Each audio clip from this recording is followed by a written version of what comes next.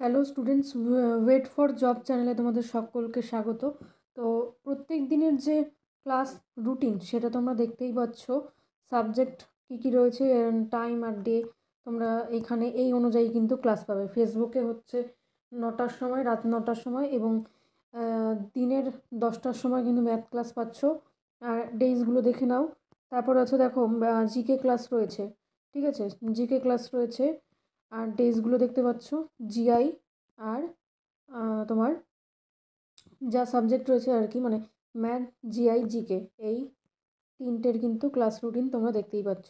নতুন যারা আছো চ্যানেলে, অবশ্যই চ্যানেলটাকে সাবস্ক্রাইব করে রাখো। আজকে যে ফার্স্ট ম্যাথ সেটা কি রয়েছে দেখো, যে এখানে কিন্তু এটা সরল রয়েছে, অর্থাৎ সিম্পলিফিকেশন রয়েছে একটা, ঠিক আছে। এই ধরনের অঙ্কই কিন্তু প্রত্যেকটা পরীক্ষায় আসে।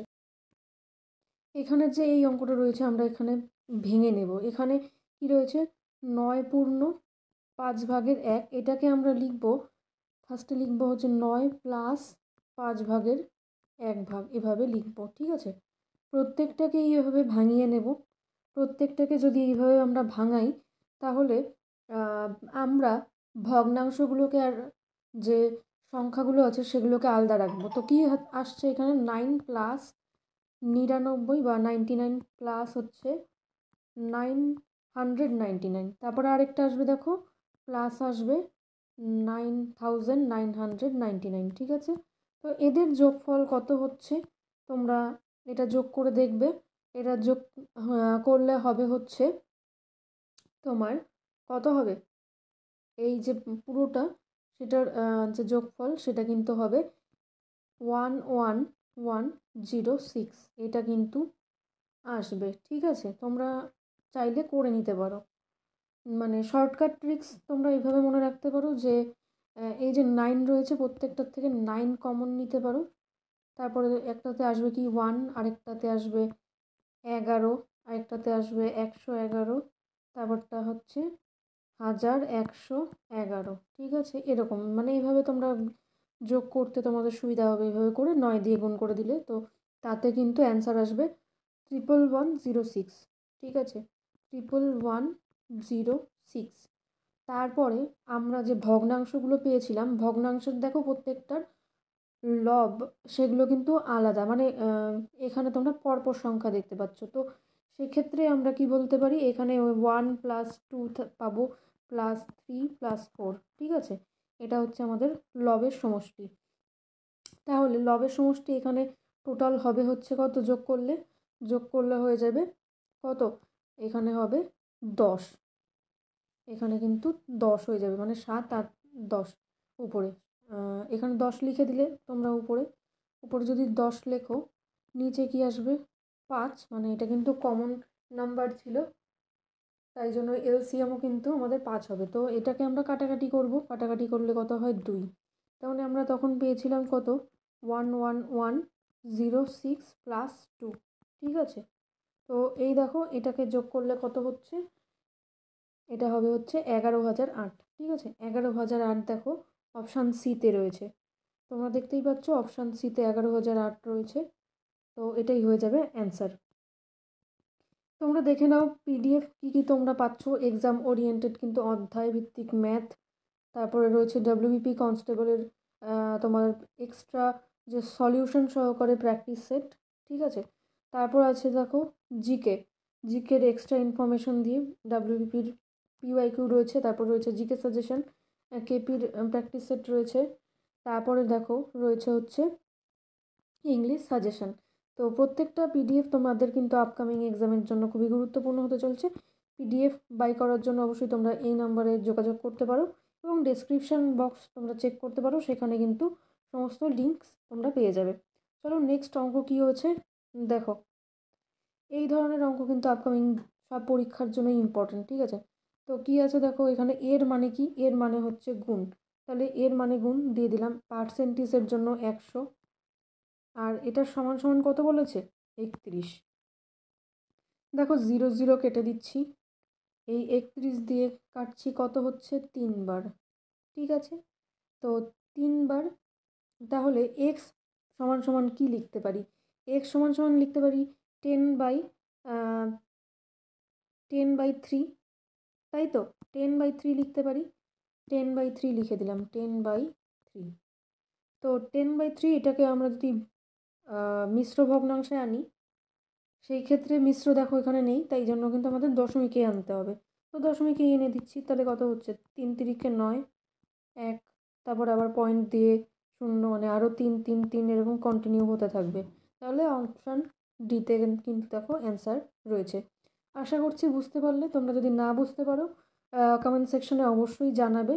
আর তোমরা যে অঙ্কগুলো পারছো না অবশ্যই তোমরা নোট ডাউন করে রাখো, ঠিক আছে?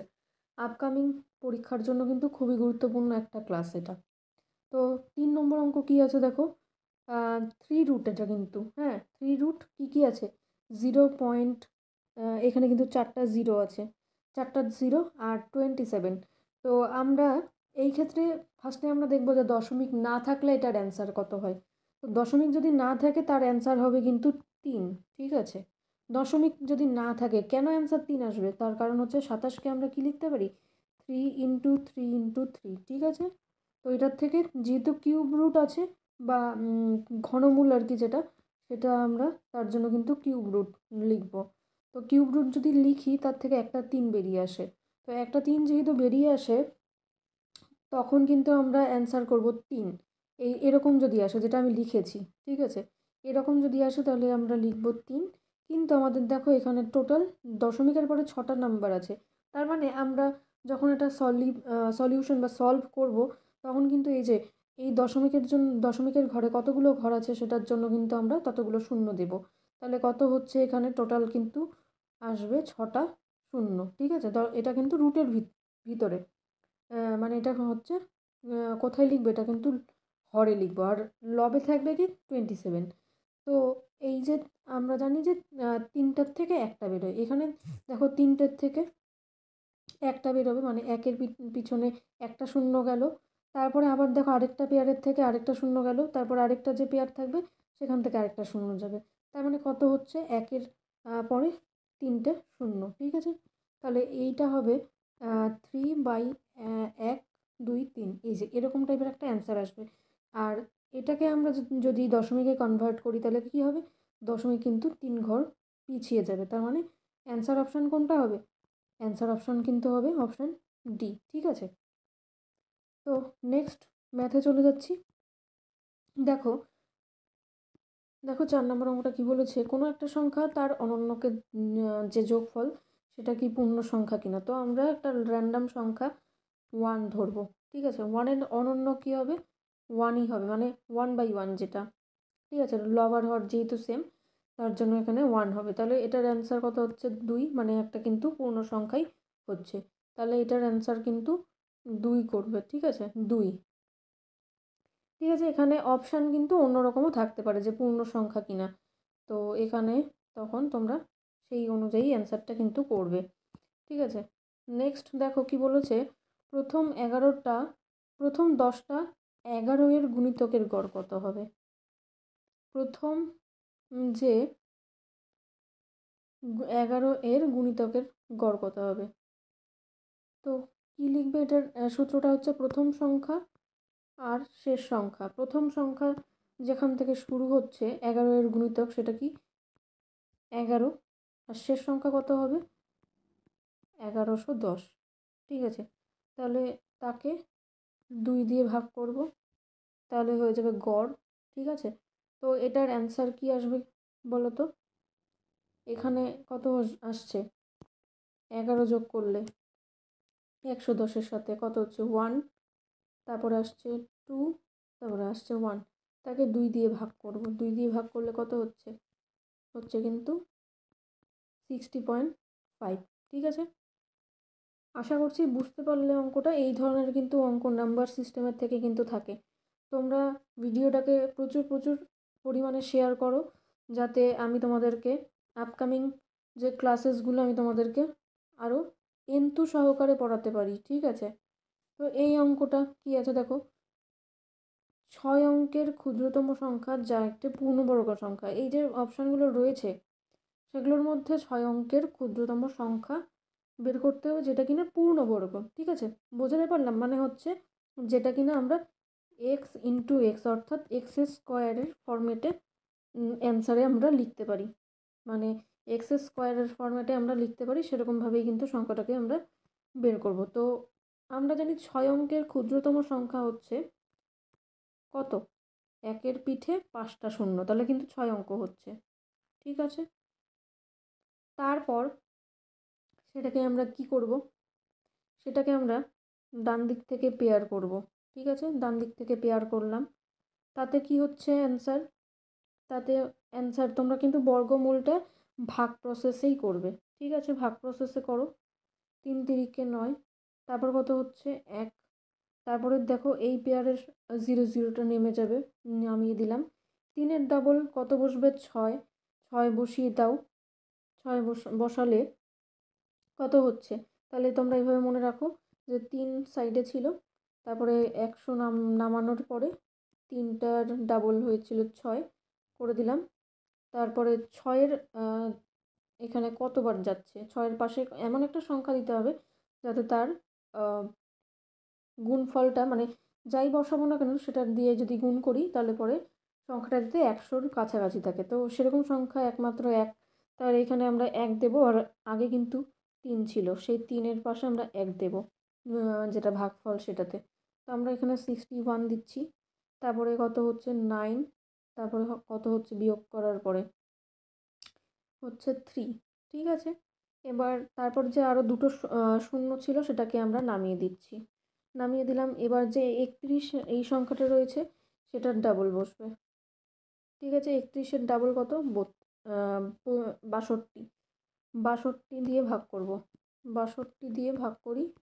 ঠিক আছে, 62 দিয়ে ভাগ করার পরে 3900।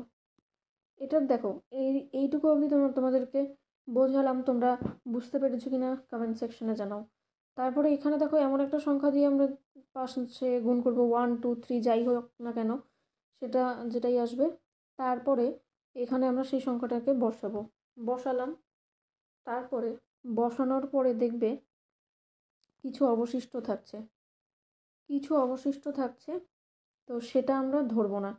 তখন আমরা কি করব, এই যে যেই সংখ্যাটা এখানে আসলো, মানে 31 তো ছিলই, 31 ছিল, তার পাশে আরেকটা সংখ্যা বসবে, তার সাথে 1 যোগ করবে। ঠিক আছে, সেইটার সাথে 1 যোগ করবে, তারপরে স্কোয়ার করবে। মানে আমি একটা এক্সাম্পল দিচ্ছি, 31-এর পরে ধরো অ্যান্সার আসলো তোমার 5, তার একটা স্কোয়ার করে দেবে। আমি একটা এক্সাম্পল ধরে নিচ্ছি, স্কোয়ার করবে, যেটা অ্যান্সার আসবে সেটাই কিন্তু ওই 6 অঙ্কের ক্ষুদ্রতম পূর্ণবর্গ সংখ্যা। আশা করছি বুঝতে পারলে। তোমরা অ্যান্সারটা আমাকে কমেন্ট সেকশনে জানাতে পারবে যে এই অপশানগুলোর মধ্যে কোনটা অ্যান্সার হচ্ছে। ঠিক আছে, নেক্সট দিন আমি কিন্তু এটার অ্যান্সারটা দেখব, অথবা আমি কিন্তু তোমাদের কমেন্ট সেকশনেও চেক করে নেব যে তোমরা কারা কারা সঠিক উত্তর দিলে। তো চলো, আজকের জন্য ক্লাসটা এখানেই। Thanks for watching and all the best for your upcoming exam.